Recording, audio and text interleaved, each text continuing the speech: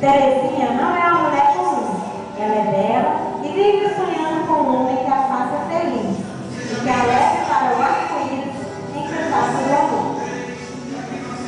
No entanto, os pretendentes que surgem para despojá-la são os mais diversos possíveis.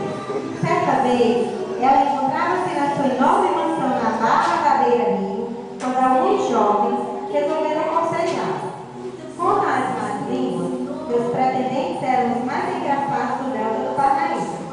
Dizem até que eles são os melhores que se candidataram para viver com a donzela, até o último dia do seu vida. Vejamos alguns destes rapazolas neste episódio que apreciaremos agora.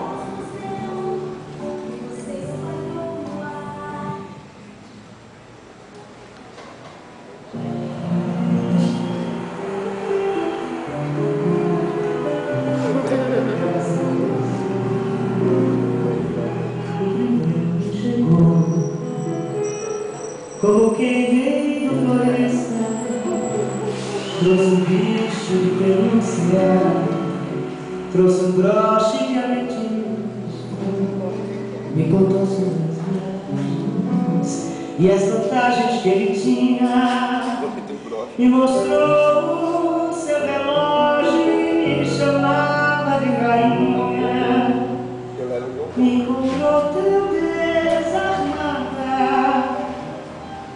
que tocou meu coração, mas não me negava, assustada disse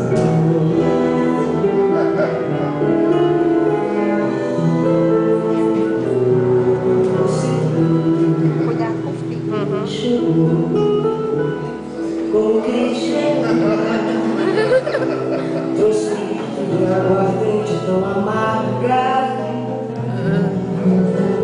indagou meu passado, enxergou minha vida, vasculhou minha cadeira, me chamava de perdida, me encontrou tão desamada, arranhou meu coração, mas não me entregava nada, assustada eu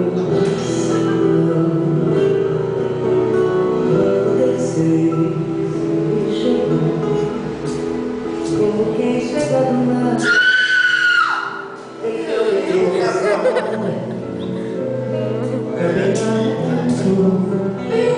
mal sei como ele se chama, mas entendo o que ele quer. Se deitou na minha cama e me chama de mulher. Foi chegando um sorrateiro, eu descanso assim, sim, está bom, é com você.